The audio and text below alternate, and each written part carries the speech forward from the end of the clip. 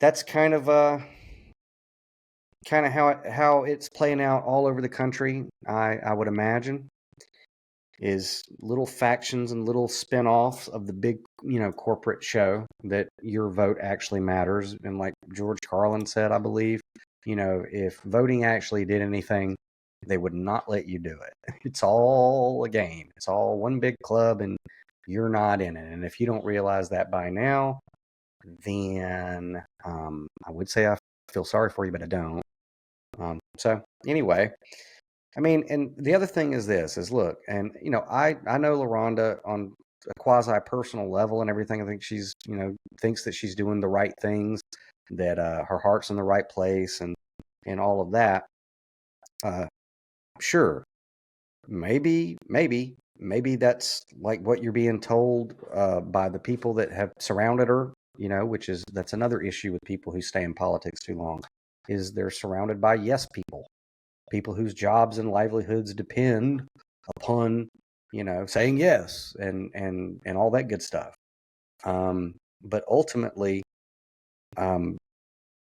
when there's an environment of cohesiveness on ideas like Charlie Bibbs around here, that, the Bill of Rights is only for a certain amount of people or a certain elect amount of people. Well, I don't know, man. I think that it would probably be best to re-examine what you're there for. And so, I think that it's all one big theater that is being played on the world stage. I think that there's a lot of spiritual warfare behind it. I think that, systems have entities that have long lifespans and long attention spans, like it. And with the whole collective stupidity thing, it's like this. It's like with LaRonda being in office, it's like historical, around here. First elected female melanated woman. And it's like, that's great. That's wonderful. Okay. Absolutely wonderful that history was made and this has never been done before. And I can appreciate it. And then you go, but, like with the melanated community, I'm sure that they overwhelmingly support her because of this monumental feat. And I'm certainly not taking anything away from that monumental feat. However, why is it monumental? Well, it's monumental because of the stuff that we don't like to talk about around here, which is that the reason it's monumental is because around here in this jurisdiction of mine, systemic racism has been the prominent driving force for a very, very, very, very long time.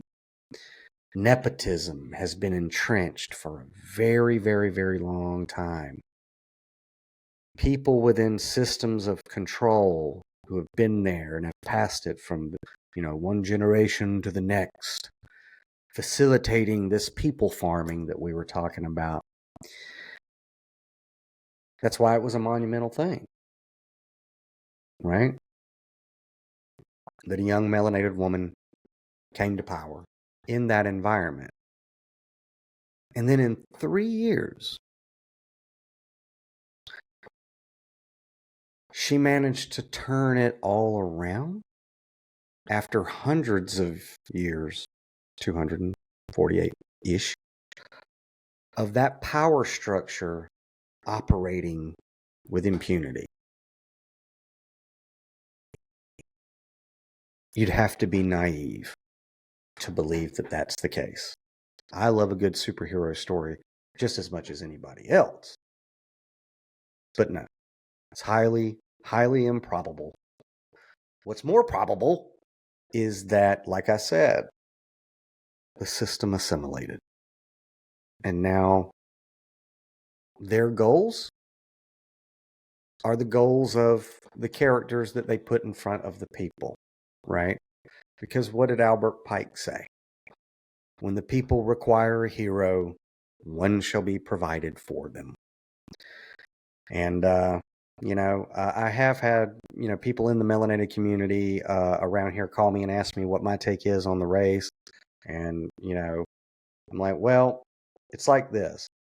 If a system of surveillance is being implemented in the community that will undoubtedly devastate and put the melanated community under harder bondage, because it will, if that's going on and people connect those dots, and then the salesperson that's in front of them selling them flock looks like they do, then they've been completely defused, right? And then in essence, if the melanated community throws their support behind someone who looks like they do, that is actively implementing a system that will detriment their communities further, then is this not the same sin that they were trying to rectify in the good old boy network that has long been established to be the power structure here? Right? They've brought it down to that two-party thing, that two identification thing of black and white. And if that's the case, then it's very, very sad. That's the end of this clip, but the full episode is waiting for you. Subscribe to the Downloaded Content Podcast on Spotify or watch on YouTube. For more behind-the-scenes content and exclusive access, sign up for the Downloaded Content newsletter. And while you're at it, pick up Then Came the Flood by Louis Crumpton, available now wherever books are sold.